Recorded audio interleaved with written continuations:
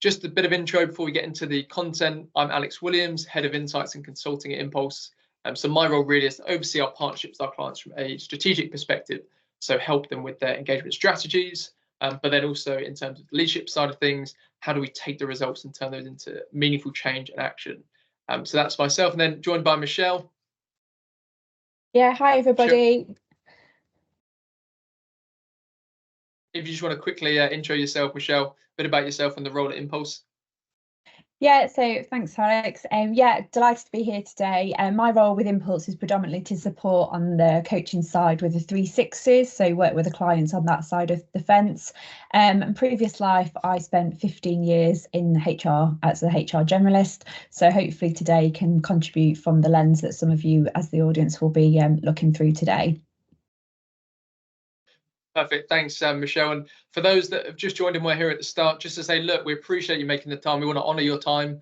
And so we will be looking to finish within the hour, aiming to kind of get through our content and our discussion and conversation by about 10 to give time for Q&A and questions at the end that we'll make time to answer, and to give everyone a bit of time at the end for your next meeting or your lunch break, whatever you've got planned after this. So thanks for joining us. We are really excited about this topic. This topic around attracting and retaining employees is a massive issue at the moment. We're talking a lot to organisations around this, and so what we wanted to do today is look at how do we tackle that issue of attracting and retaining our employees, from looking at across the whole of the employee life cycle. And so we're going to talk about how do we measure throughout the employee life cycle, and then up front we're going to talk a bit about the business case. So we're going to share some insights from our side around what we're seeing about retention, but also why it's so important to attract and retain your employees. Then we'll go into what does it actually practically look like in terms of how you can measure throughout. And then finally, for those that are watching this live, just say stick with us, because then at the end, Michelle is going to share 6 ways that you can stay ahead of the curve to retain your employees and address the issue of retention. So she'll be finishing up with that at the end as we go through that. And so just to say, we'll start then with the case around the business case around why is it important to attract and retain talent. Then we'll go through, so what's the win? What's the opportunity here? Why is it important? Then we'll talk through what does that practically look like in terms of measuring throughout the employee life cycle, and finish up then with that point I just made about staying ahead of the curve. And Michelle's going to talk through 6 ways you can stay ahead of the curve to retain your employees. So we'll start with the first point around why attracting and retaining your talent is essential. And this really is about building the business case for attracting and retaining your talent. But it's also, this first slide is really about setting the backdrop to all of this. So what's the context that we're seeing around the importance of attracting and retaining talent? And the first thing is that it's a key issue. It's a massive issue for a lot of the organizations we work with as our clients, but also beyond that, we know from talking with other organizations and research we do, recruiting and retaining is a massive strategic priority for a lot of organizations at the moment. And so it's not just in one sector, it's across many sectors and industries. We're seeing this impact on business performance massively, as you'll see in the news, but also what we're seeing is it's having a massive impact on how we retain and engage our employees and our workforce. And so therefore, it's something that we need to talk about. It is an issue around increasing workload, which we'll talk a bit about, and then also worker shortages and the pressure that puts on the team and morale as well. That links in then to the second thing, which is it's critical in the face of labour shortages. If you're reading out in the news or done any of your own research, which I'm sure many of you have done, there are major labour shortages in many industries at the moment. And so war for talent has been something people have talked about for a number of years now. This is still the case. There's still a lot of competition around talent at the moment and employees. So people are fighting really hard to not only attract new talent and people, but actually retain their key talent and their high-performing employees because they don't want to lose them. We're seeing the labour shortage have a massive impact on morale in the workplace, and particularly in the industries we're liaising with around transport, construction, accommodation, food, having big impact those. And just to stare a stat that's out there at the moment, Statista published just recently in August 2023, they said approximately 10% of businesses in the UK are experiencing worker shortages at the moment, 10%. So it's a massive issue, and particularly in the UK, but we know from working with global clients as well, this is also a massive issue as well. So labour shortage is a big kind of part of the puzzle and the context we're working with at the moment. And finally, the cost of an employee departure. I'm sure many of you are aware of the financial costs to an employee leaving the business. There are a couple of different stats out there. Some say, or Gallup says, it's up to 2 times the cost. The cost is up to 2 times that employee's annual salary, which is a massive financial impact it's then having on the business, up to 2 times. Other stats out there, another bit of research I read recently said it's about half of the employee's annual salary. So there's differences there, but the key point we're trying to make there is that it is a massive impact on your financial performance. If you're losing a high number of employees, the cost of that is having a significant impact there as well. So that's the kind of backdrop and the context. The other things we just wanted to highlight, and some of these you'll be familiar with, is other costs that not necessarily you'll see on a spreadsheet or a budgeting spreadsheet, but there are other costs as to why attracting and retaining particularly talent is essential. Number one is recruiter fees. We know there's obvious financial costs involved in using a recruiter to hire people, but then the other thing is more internal, is this second one around the resource it takes to recruit. And so internally, whether it's HR or other existing employees, there is a cost there in terms of recruiting, from the resource for interviewing to sourcing candidates, etc. Then there's also the cost of training a new employee. It might be financial cost. You might use an external trainer in order to do that, or it might be internally the resource of either the line manager, HR, or existing employees, again, having to train up that new employee. We know there's a cost there in terms of the resource it takes to do that as well. Loss of institutional knowledge.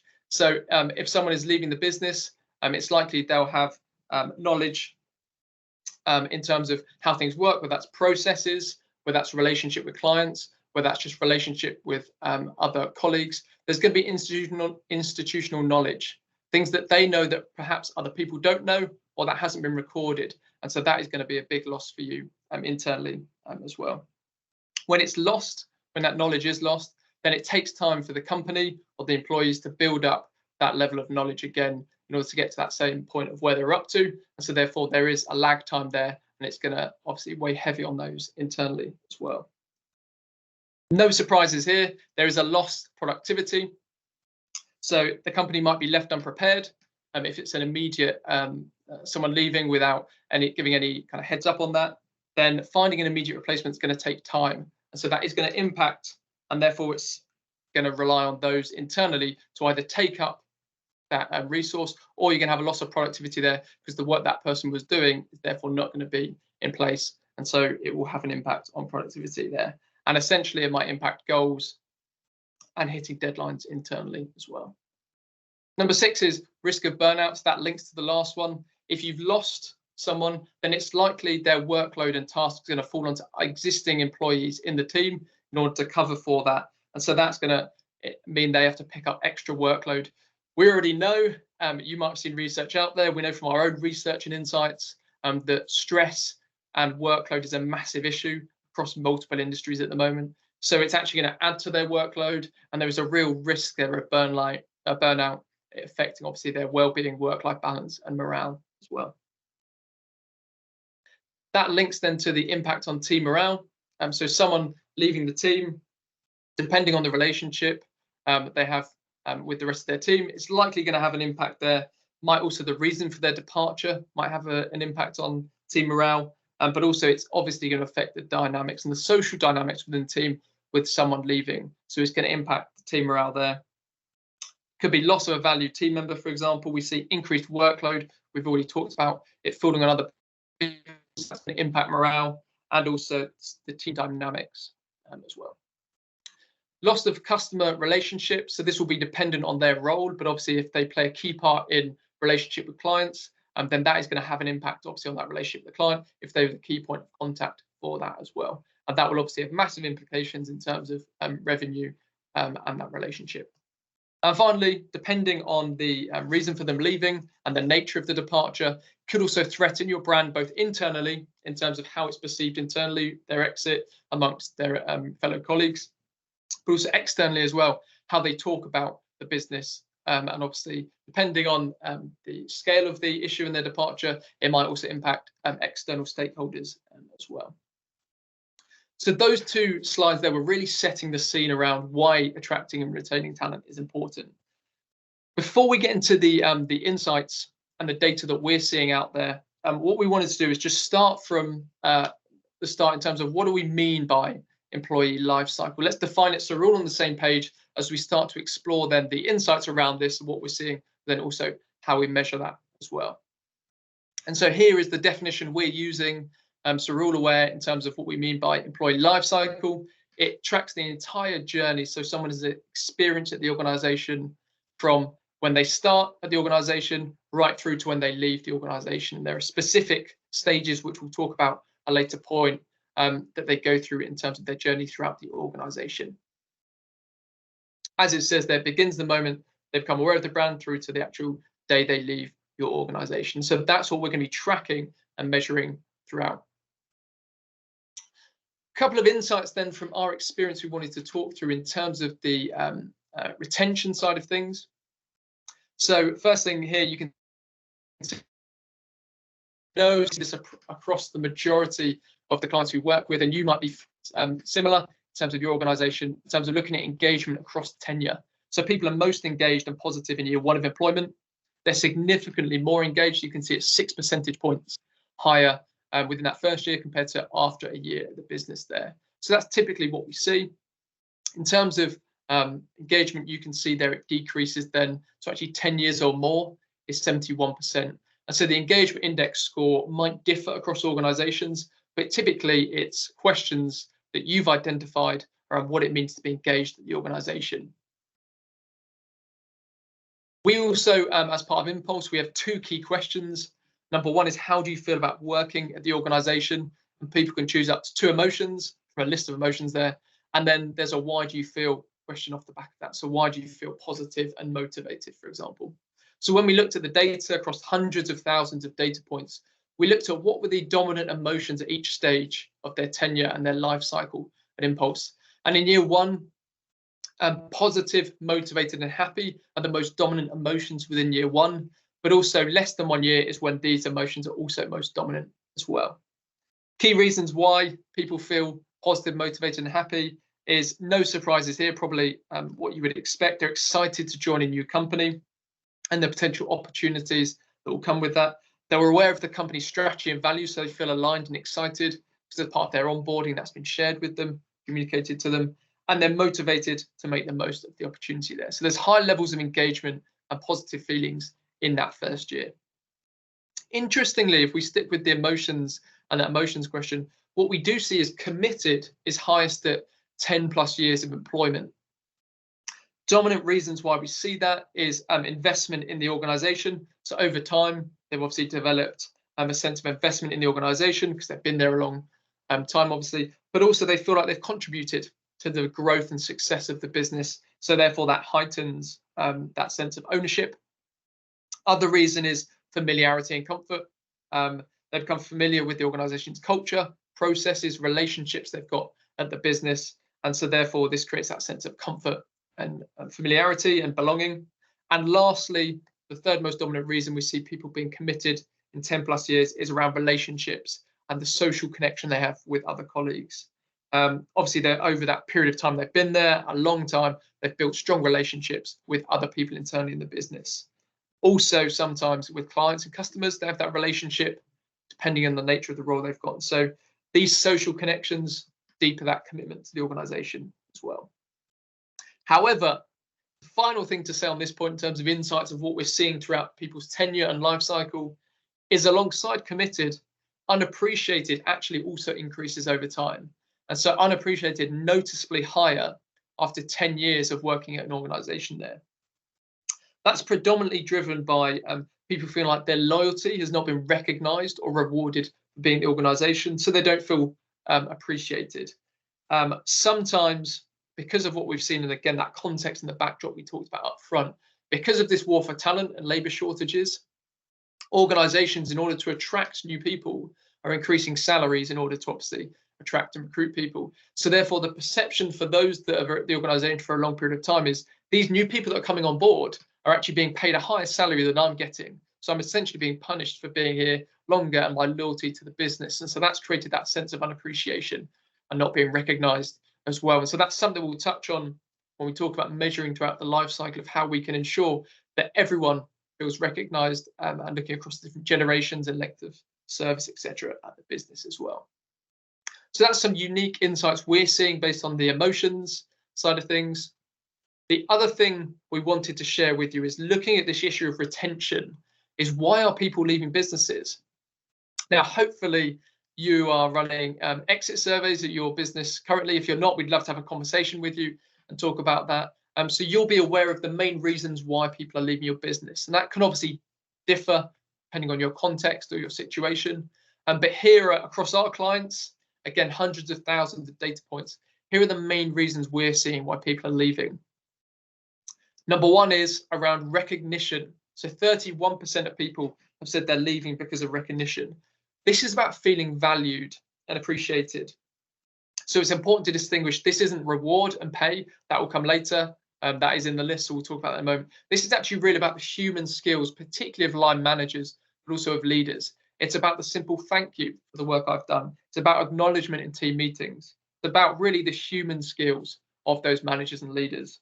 That would be the active listening to your people, you recognizing them, and it's also giving them feedback as well. So 31%, almost a third of people are leaving due to really what we would say are the human skills of leaders. And we'll talk a bit more about when we look at measuring the importance of leaders and how they play their part in that. Number two is around career opportunities. So people want the opportunity to advance their career and progress in an organization. So that's typically different, and it is different in terms of how we've categorized this to skills development opportunities. It really is about career advancement. We see this most dominant in Gen Z, millennials, and Gen X when we looked at the segmenting it by age and demographics there. So for that younger generation, which are making up the majority of the workforce now, and obviously will increase over time as people join the businesses, career opportunities is really, really important for retaining your people.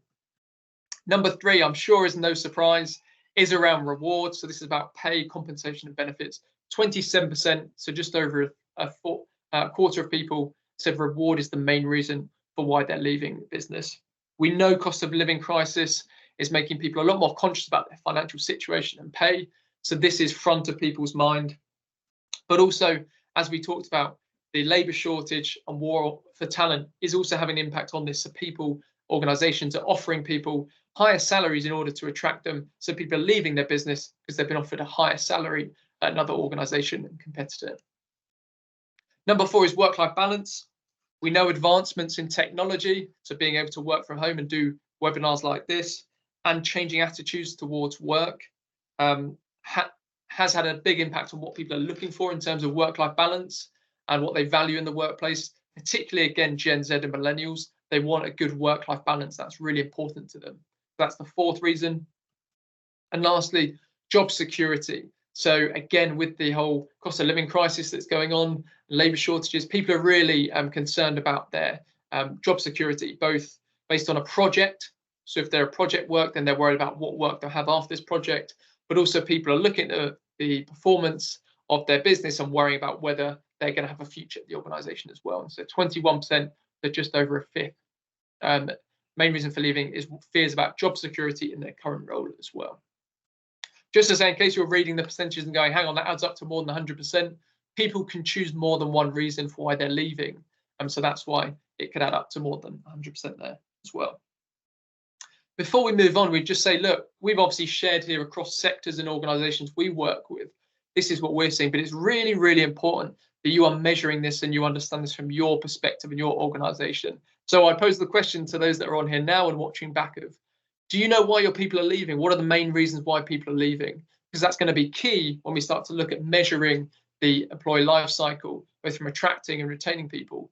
We're addressing this. Otherwise, as we've already talked about, it's going to have massive implications, not just financially on the business, but also on resource, morale, etc. as well.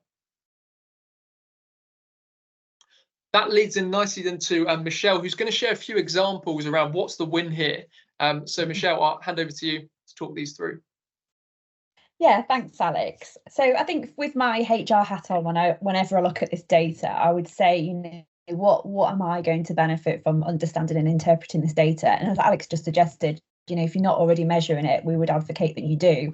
That data really is shaping what your strategy is going to look like. So what I want to do here is just share you with a real life example. We saw on the previous slide that one of the big reasons we're seeing through our surveys for people leaving is work-life balance. And for me, this was a real life example that I had about 3 years ago when I was in my HR role. And I had data. I was accessible to not only an engagement survey, but also exit interviews. So I quickly understood there was a disconnect between what we as a senior leadership team and the HR director of the organisation was offering against the reason for leaving for people. And so it actually, for me, I had started to look at the data. So what are the correlations? What is the issue? So I started to look at what the home location was and the office location were for those leavers. So just taking it that step further from kind of listening to what the reasons for leaving were, but actually looking at any data sets within there.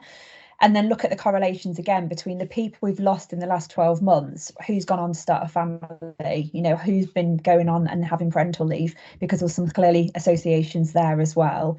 And then also what's the age demographic, so taking that data, that raw data that we had about the number of people we were leaving and just the narrative of I am leaving because of work-life balance. And sometimes it wasn't as explicit as that. And we find that in our surveys, as Alex said, it can sometimes be a combination of things, but actually digging a little bit deeper and looking at that employer data set, you can actually find that connection back. Yeah, so I'd had this as an example where I'd lost some individuals within a same age demographic. We found quite clearly they were all within a year of leaving us looking to start families, or within the year before had started families. And so we were in this kind of data set there we're quite clearly losing people within this problem situation. So what that allowed us to do then is form a strategy around it. So we could actually look at the reasons and make those connotations. I don't know if the next bit's up, Alex, or whether it's just mine lagging, sorry. Yeah. So what we looked at there was we were finding the example here, 25 to 35. So it was a 10-year gap, but within that, it was within a team. So it was more of my commercial team, so quantity surveyors and commercial managers. We'd invested a lot of time and energy into these individuals. Most of them had joined us at sort of 21, 22, early in their careers. Some had obviously got then a 10-year tenure, some have slightly less. And they were travelling with their job on a variety of construction sites. So we were saying, for you to do your job, we need you on a site. So they were pretty much leaving at home on a Monday morning and getting back on a Friday afternoon. So this was contributing to this exit, what we were finding. So we then started to look as a HR team and a senior leadership team of what can we do differently? So instead of losing these individuals and, being more proactive with our data, can we do something different? Can we get them to work remotely? Do they actually need to be in the office, in the site, or can they be in the office? Most of them lived within a local vicinity to our head office, so it would make more sense for them to do that job locally. They were going to competitors within our region, so it wasn't that they were obviously actively voting with their feet and choosing not to work away.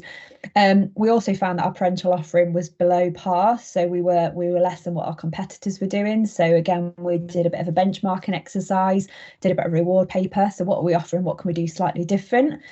And I know that sometimes sounds holistic because you think with that, we're going to have a massive budget and do something quite radical. But actually for us, it was some non-financial stuff. It was giving people time off, a significant time off for over and above antenatal appointments. But actually, if they want to go off and do some other stuff, holistic stuff during that time, they can do.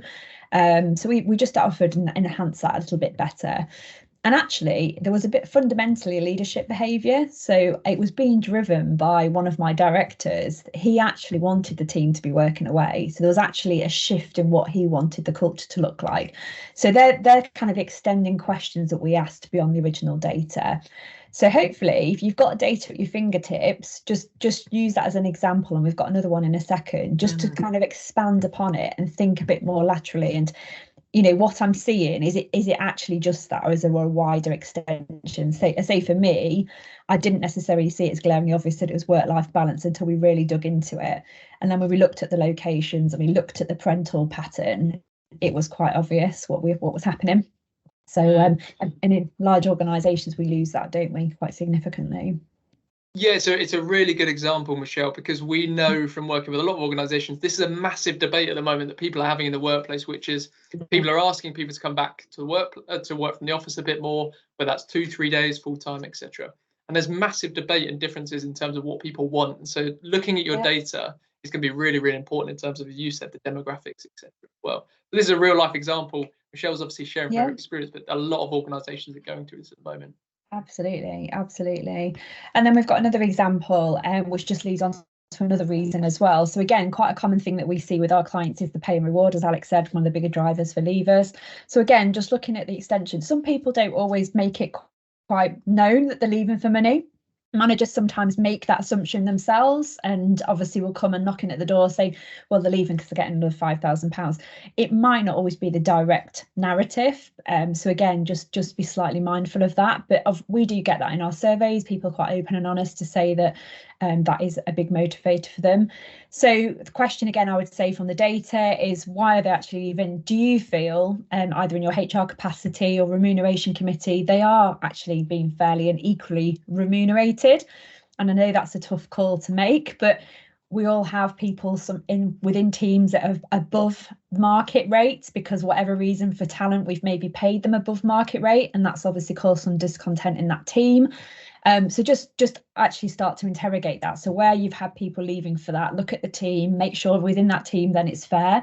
And again, are there any age demographic trends as well? Alex said there that Generation Z want more, but they're also very good at negotiating pay. And I know we've seen it, and we know with individuals that within our peers that actually some of those have negotiated their salaries quite high, and obviously that's left situation disparities in certain teams. So just dig into those correlations again. And again, is there anything else that's not you've given those leavers that reward? So again, if leavers are leaving and saying I'm leaving because of pay and reward, but you know full well 2 months ago they had a pay increase, they're maybe not leaving because of financial reward, then they may be leaving because of non-financial reward reasons. So just make that extra step, dig out 3 or 4 of those people who have made this as a reason and look at what the trend is. You know, was the pay motivating them? Is a 3% discretionary pay rise across the board still working, or do we need to do something slightly different? If they've just had a bonus, again, is it subjective? Is it a performance related bonus, and potentially the metrics or the measures might not be working still? So just start to dig into that a little bit deeper and ask those questions. And again, another real life example here, you might find a category of people there where we're losing staff with that 5 to 10 year tenure, which we saw obviously earlier. They've all had 3% pay increases, and they've all received performance related pay. So again, is it actually that we're offering a competitive pay? So, you know, potentially looking at teams. So within this example, they were losing people out of the shared services, so the support functions. So are we benchmarking them sufficiently? You know, sometimes we get into a habit where we just go, right, we're going to do a set percentage across the organisation, but actually, do we need to do something slightly different? Maybe a competitor or a local business is set up on the same business park, and actually those shared services support teams have been attracted from that, and they're paying higher. So just do that local demographic and that local benchmarking. Is a performance-related bonus perceived as fair? So that's one I just mentioned there. Sometimes we might have just paid them it, and you might think on paper, well, actually, they're very lucky. They've just got £5,000 bonus. But actually, is it fairly calculated? Does it feel that it's been messaged properly? Do people genuinely understand what the bonus is there for? And is it something you've done for year on year, and it's no longer fitting the demographic of your staff anymore? So again, people are motivated by different things. And after 5 years, you know, potentially we forget to celebrate that success. So are we doing something where we need to think about recognition? So do we need to do something slightly different and maybe do some non-financial reward? So just take that extension of the data, and I know we don't always have the time to do it, but we would advocate, you know, investing in the data, you know, getting people to come in and deliver that data set for you, and then actually making your lives easier if you're in a HR capacity by just interrogating that, because it really does help shape some of that people strategy stuff. Yeah, Michelle, these real life examples really emphasize the need for measurement and data capture in order to data-driven decision making, rather than just off intuition or what we've heard across the business. And so that leads on nicely to our next section, which is going to be looking at how do we measure throughout the employee life cycle. Just to say, we've got about 20 minutes left in terms of what we want to talk through, and then we will open up for Q&A. We're going to look now at how do we measure throughout the employee life cycle, really practically, what we've seen work well, and kind of tips and suggestions. And then Michelle's going to finish, as I said, with those 6 ways you can stay ahead of the curve to retain your people. So we'll move then into the measurement side of things. Michelle, I'll let you quickly skim through these if there's anything you want to highlight, conscious of time. Yeah, absolutely. I mean, ultimately, that benefit mainly is where are they at those different stages? We've just talked about that, understand what actually matters to them at that different point. Alex mentioned earlier the generational shift, but also the tenure in where they are, or if they're about to embark on having a family, for example, that's all going to code to their employee experience and where they are in their time of life. The second point, why people are attracted to your company, what makes them stay, what makes them leave. I think this is incredibly powerful, even sometimes to actually sitting with them at induction to understand why they wanted to join, asking your preferred supply list, your recruiters, why did people want to join?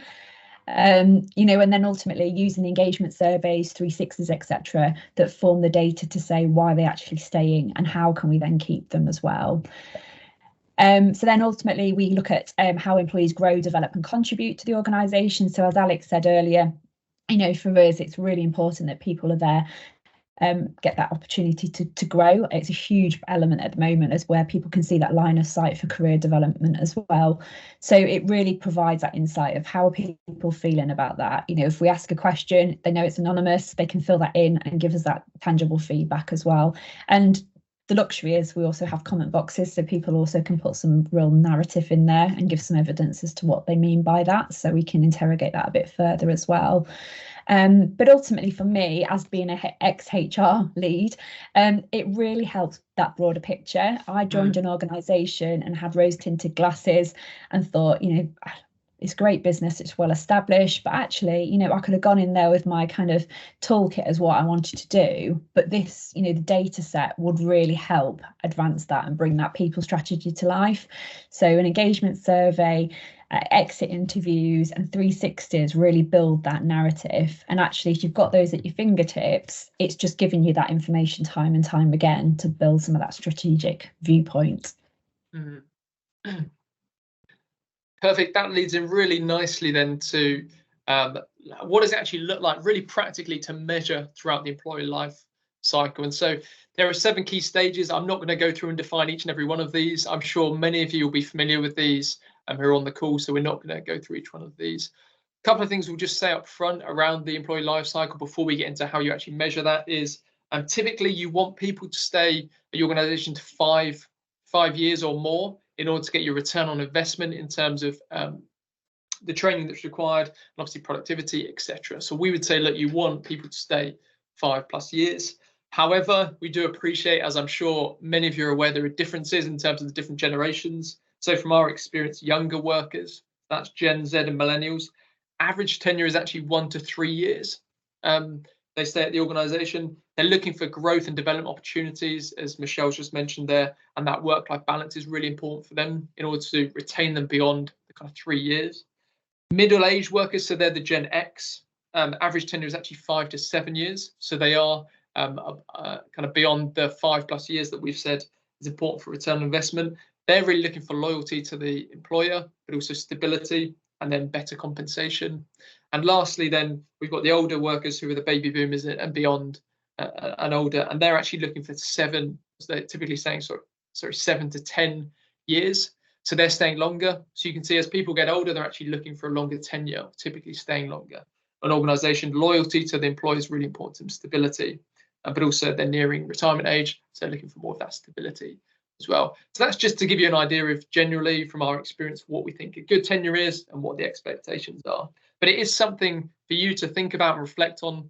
For everyone that's on the call, the webinar I'm watching back is what tenure length do most people stay at your organisation for?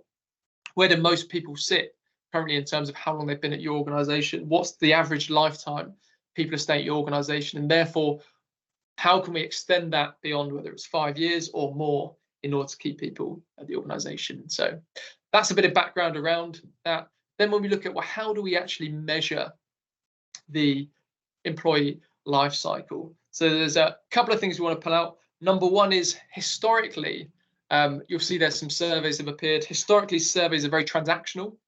So it's once or twice a year, typically a very long engagement survey. It follows a very rigid process. So it's got a start date and an end date. It's a finite period of time. However, what we're trying to move to when we're measuring the whole employee life cycle is a transformational approach. So surveys are part of the cultural norm. So they're a regular occurrence. They're one element of an ongoing two-way conversation that happens between the leaders of the organization and the wider employee population there. And so that could be through engagement surveys, pulse surveys, onboarding surveys, exit surveys, and 360 surveys that you can see appearing on there. It's really important that we're capturing lots of different data points in order to build that wider picture that Michelle just talked about in terms of feeding into your people strategy and that narrative there. It does require a shift in mindset. So then surveys are less about this data collection that we get to check on where we're up to, whether we're progressing or not. Our engagement index was 45% last year. Great, we're now up to 50%, for example. But it's actually about building moments of connection. Points of connection lead to regular conversation throughout the employee life cycle that's relevant and keeps the data fresh as well.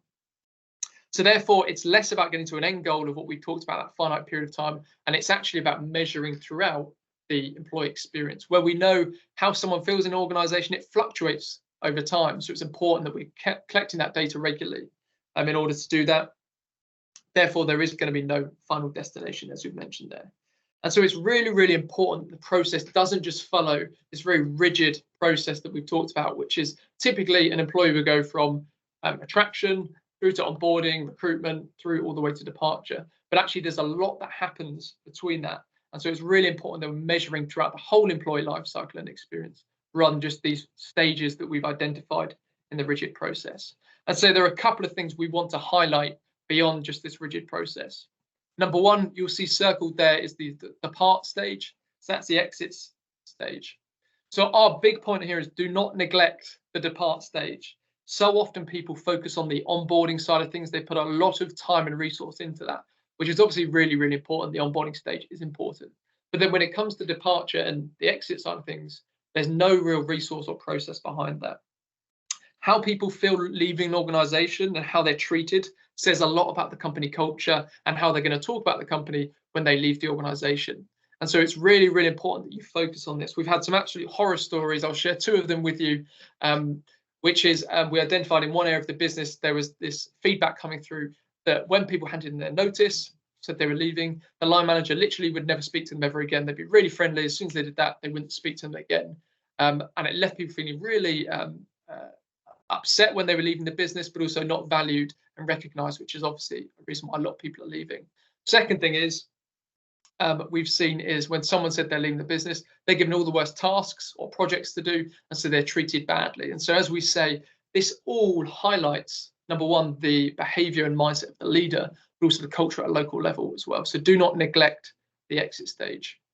That then links into point number two, which is it's really important that the reasons why people are leaving the business that you're collecting as part of the exit survey feed into the topics and themes that you're capturing and measuring in your engagement surveys and your pulse surveys. So for example, we've talked about recognition is the number one reason why people are leaving the business or businesses.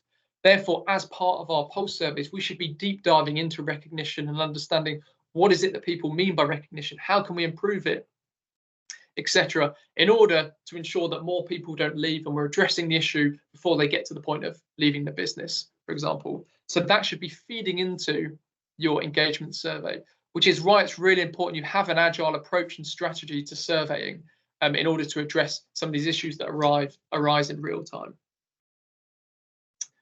I'm going to talk a bit more now about the ongoing measurement, so some of the things you can do. So the first one is consider moments that matter in their personal life, not just in their work life. So we've already talked about traditionally people focus on the employee life cycle as these key stages that people go through, which aren't wrong, but it means it leads to a really rigid process that's typically driven by HR or a central team. But actually what's really, really important is we see the blur between work life and personal life become even more blurred, is that we start to think about moments that matter. And so this could be the birth of their first child, so recognizing and celebrating that. It could be buying their first house, for example, could be the passing of a loved one. So acknowledging that. It's really, really important that these things happen, but they're driven by the local line manager, which is really important. So it's no longer about HR thing or company-wide initiative. It relies on the skills of your local line manager. We're going to talk a bit more about then what that means in terms of line management, leadership and 360 in a moment. But it does mean that they need to lead their people well. They need to have the human skills, and they need to lead and know their people in order to obviously capture and acknowledge these moments that matter in their personal life. Working arrangement links to that. We're seeing this as a really key contributor affecting the employee life cycle. It does link to the moments that matter point that I've just made there, which is around flexibility to meet the needs of individuals. So it could be, for example, giving flexibility for people to work from home. We know hybrid working is more common than it was before now. Most organizations are offering this, but it could be based on their life stage and again, their age. That some people, for example, need more flexibility around their timings because they need to be able to take their children to and from work. It could be that, for example, they've got children, so they need to be able to work from home more often. Or we know lots of people have bought a dog in COVID and now have a dog, pet dog, so they need to work from home in order to be there for their dog. So they've got more dependence there. So having that flexibility around working arrangements plays a big part in retaining your people, but also the employee life cycle as well. And final point in terms of these ones on the ongoing thing is about 4 different generations in the workplace now. And so we've already talked around, obviously we've touched on the typical tenure you would see from the different generations and what they're looking for. But it's really, really important, and it's much more difficult now because you've got 4 generations rather than 1 or 2, where it's much easier. You have to cater for these different preferences, different expectations, different experiences that people are looking for in terms of from their employment and their employer as well. So we've already talked about Gen Z. They're looking for more flexibility, but also they're really open about talking about their emotions. They're comfortable talking about their emotions. So they're looking for more human leadership from their leaders or their line manager. They want to be able to feed into decisions and have their voice heard. We also know it's really important for them that their employer talks about social issues, and employee activism is really, really important to them. So therefore, again, think about the employee life cycle and that engage through to develop stages. It's important that organizations are talking about societal issues, whether that's systemic racism or conflict in the Middle East, whatever that might be. They want their organization to talk about it and have a stance on it as well. Whereas millennials and Gen X, for example, they want to work from home more, linked to that working arrangement piece, because they've got more dependence there as well. So all of this shows that the employee life cycle has become a lot more complex and difficult to navigate than the rigid process we'd seen historically. It requires us going beyond that approach, that rigid approach, in order to effectively attract and retain employees. And it means it relies a lot on the local leadership, so the local line managers, in order to retain and attract your employees. It's not just about HR. And so you'll see there, Inpulse 360 has just popped up on there. And so this is the final piece of the puzzle in terms of measuring, which is you've got to run 360 surveys in order to measure the performance of your leaders and ensuring they're being the kind of leaders that your people need and that you want in order to retain employees, but also engage them whilst they're at your organization. We can no longer rely on HR or company policies or initiatives to attract and retain employees. It comes down to leaders having the right skills and capabilities to lead in this complex and agile world. That's with the emotional intelligence and the human skills to engage the younger generations, through to obviously managing what it means for the older generations and what they're looking for, identifying those moments that matter at a personal level rather than at this global level or organizational wide level as well.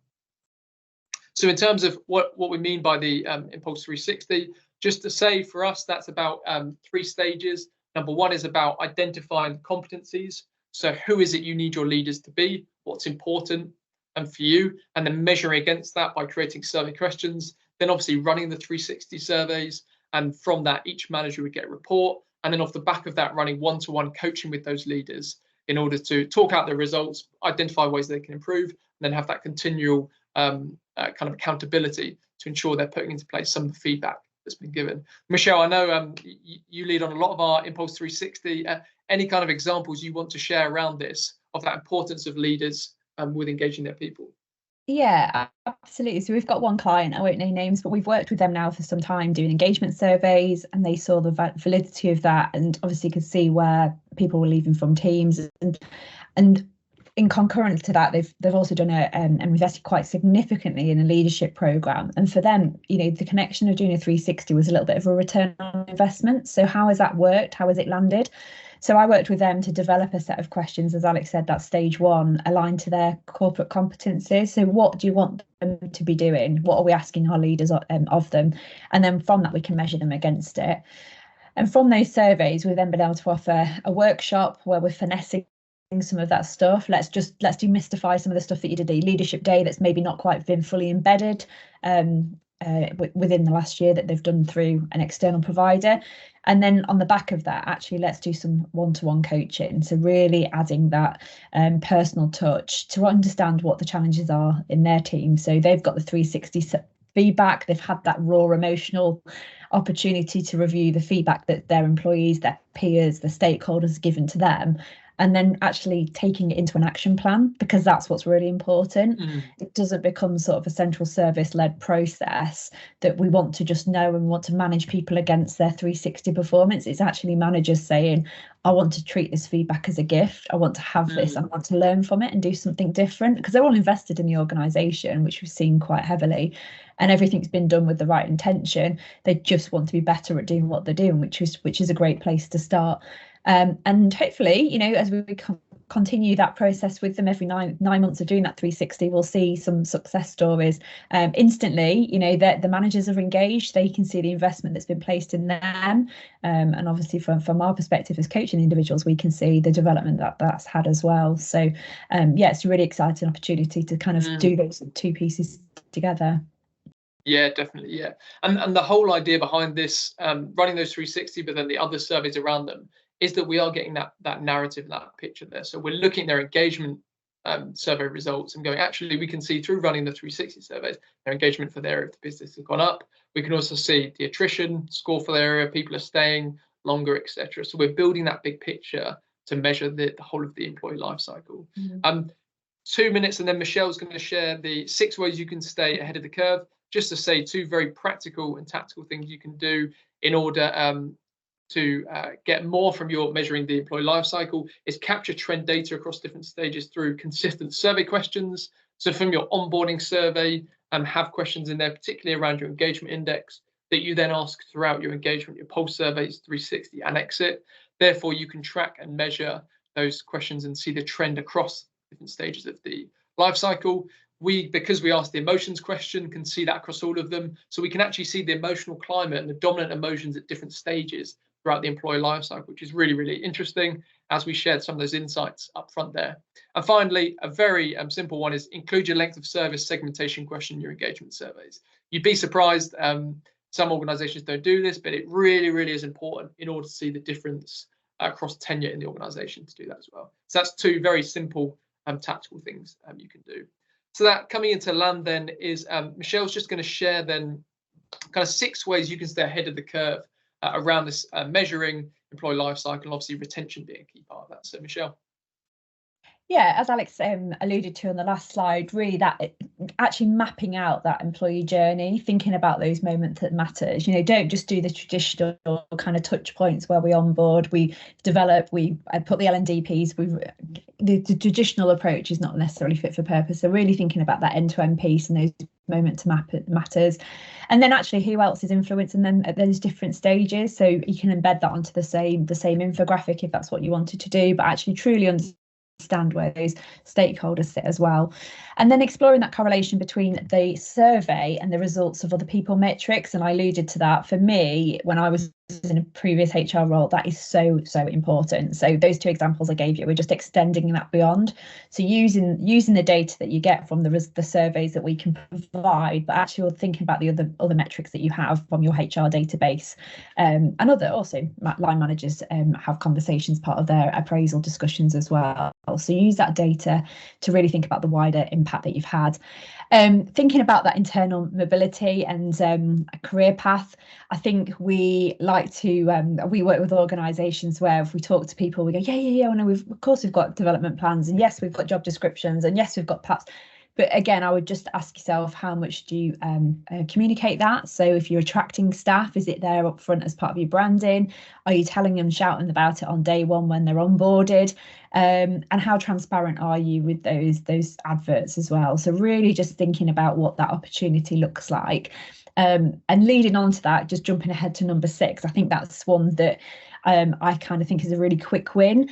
Something that we've done before with clients and think works really, really well is when we're trying to do that natural career path, we don't always have that because there's someone blocking that role, particularly in smaller organisations. So we can't just create something because someone says they want the next step. You know, there is an element of patience. But what you can do with that talent pool is sometimes devolve some of those strategic projects. So in an organisation that I'd worked in, we had 10 top talent and part of the succession plan for the senior leadership team, and we actually devolved some of our business plan projects to them. So it was a great win. They were getting exposure, they were getting mentorship from us as the SLT, they were getting access to us every month, and we were getting a win because some of the big challenges were being dealt with, but actually we'd given them that opportunity, so they felt we were truly investing in them without saying, well, we can't make you that director just yet, but what we can do is give you some of that strategic stuff that we get involved in, because we know that in business that is sometimes quite hard when you get to a certain level to devolve some of that responsibility. And last but not least, think about getting that feedback. I think we're all guilty of it, and we see it with organisations time again, where we get the data back, we talk to the HR teams or the owner directors, but actually think about the feedback, what your employees can tell you. So if you're going to be writing a people strategy, before you put the pen to paper and sign it off and take it to the board, actually get the staff together, do it as a roadshow. This is what we're thinking, this is what the engagement survey told us, this is what we're hearing from leadership, these are the things what we think we can do. Have you got any other ideas and suggestions? Because that again is a huge engagement thing for staff. It gets your talent engaged, it gets at every level, you're listening to all those multi-generational viewpoints, and they're coming up with lots of ideas and suggestions, sometimes slightly unrealistic, but actually it's a great way. It's a great way of not just looking through one lens. So hopefully, yeah, we feel those top 6 tips to get you to stay ahead of the curve. So hopefully we'd love to hear from you and see whether you've experimented with any of those, and if you've got any other tips that we can share as well. Yeah, absolutely. Yeah, that we've got about 5 minutes left, so PJ will open up if there's any questions come through. But as Michelle mentioned there, if you're doing anything else to measure the employee life cycle or anything else you're doing to stay ahead of the curve, please do write in the chat some ideas or techniques you're using. We would love to hear from you from that. But PJ, before we close up, are there any questions that have come through whilst we've been talking? No, Alex, there's no questions at the moment. Perfect. Well, we really appreciate your time. Obviously, if you've got any questions off the back of this, as you reflect on this and you want to follow up with anyone else, more than happy to have a conversation with you to talk through any of this. So please do let us know. I know Lewis is going to follow up with the email off the back of this, sharing the recording. So please do let us know. But to close up then, we just want to say thank you so much for your time. Again, we know everyone's super busy, so we really appreciate you making the time. We hope you found it useful and insightful. We've covered the business case, so why it's important to attract and retain your people. Then we've talked through some of the insights we've seen around this, why people are leaving, at what point they're leaving. We then talked through obviously what that looks like really practically, around how you measure that, the benefits behind that, and then obviously Michelle shared there some of the ways you can stay ahead of the curve. So hopefully you found it useful and insightful. If you do have any questions, do let us know. If not, enjoy the rest of your day, and thank you for joining us, and I'm sure we'll speak soon.